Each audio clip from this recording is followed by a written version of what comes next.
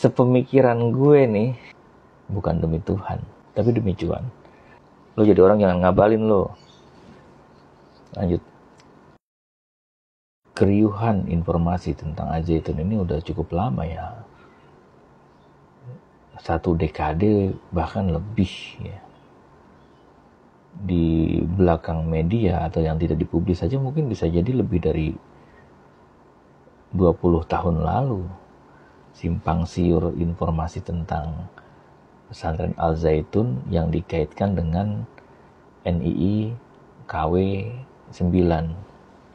KW itu komandemen wilayah ya.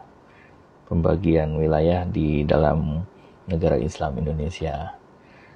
Nah, apakah Al-Zaitun itu NII? Menurut orang-orang NII yang bukan NII KW 9, Al-Zaitun itu ataupun NII KW 9 itu ya NII palsu. Karena dalam informasi yang mereka terima, KW 9 ini atau Panji Gumilang atau Al-Zaitun adalah orang binaan intelijen yang memang sengaja dibentuk entah untuk tujuan apa, cuman intelijen dan Tuhan yang tahu dan yang punya kuasa saat itu ya.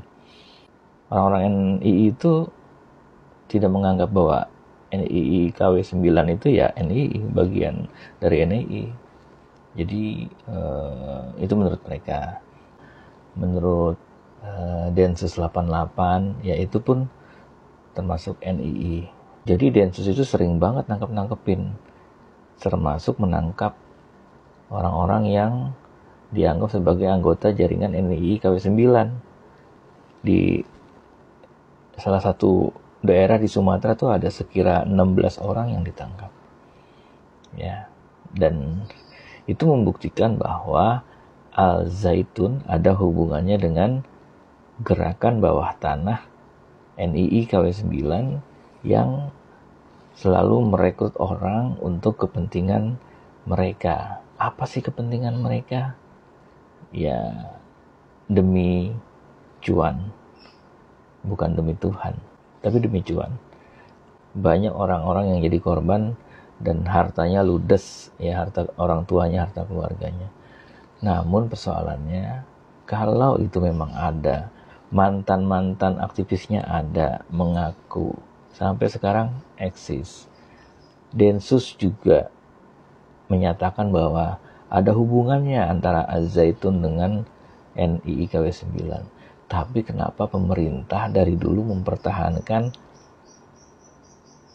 Panji Gumilang tetap hidup nyaman, aman, dan bahkan Ali Mukhtar ngabalin ya. Lo jadi orang jangan ngabalin lo. Lanjut. Bahkan dia agak kesel juga ketika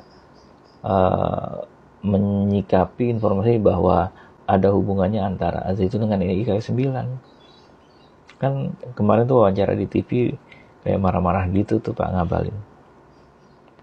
Dia kayak terpesona dengan sosok Panji Gumilang, lalu juga menganggap bahwa orang-orang yang menuduh Al-Zaitun itu KW 9 ya itu orang-orang yang jahat lah.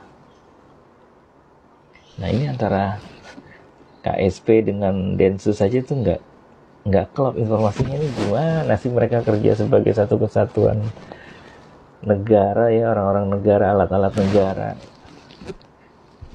ya.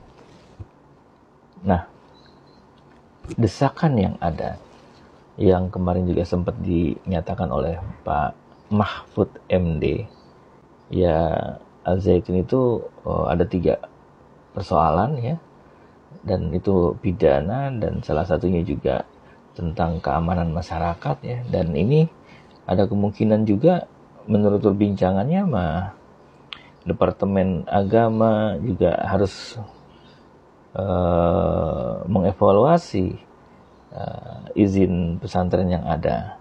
MUI juga harus mengeluarkan fatwa. Ini MUI dari dulu kan tahu ya, gue pikir MUI nggak buta lah tentang fenomena Al Zaitun ini. Tapi ya kita tahu lah, belum keluar nih fatwa nih. Mungkin 1-2 hari ke depan setelah Idul Adha ya, mungkin baru akan keluar fatwa MUI.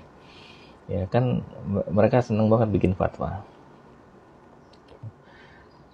Lalu apakah pesantren yang santrinya ribuan itu harus dibubarkan? Sepemikiran gue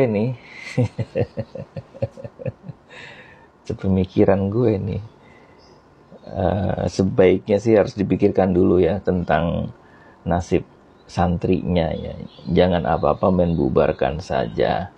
Lebih baik coba di feeling ya, permasalahannya pesantren harus dibedakan dengan persoalan gembong-gembong NII KW9 yang ada di sana. Jadi pemerintah harus coba memisahkan dulu nih, disortir dulu persoalannya, dipetakan. Ya jangan sampai mengorbankan anak-anak yang sedang belajar juga ya. Atau gimana lah caranya itu. Namun fokusnya kepada tokohnya, tokoh yang memicu keceriwisan netizen kita ya, Panji Gumilang, lalu orang-orang di bawah mereka, elit-elit organisasi yang memang harus diperiksa apakah benar ada keterkaitan dengan NII KW9 yang bergerak secara underground yang sampai hari ini masih ada. Mantan-mantannya juga bisa bersaksi.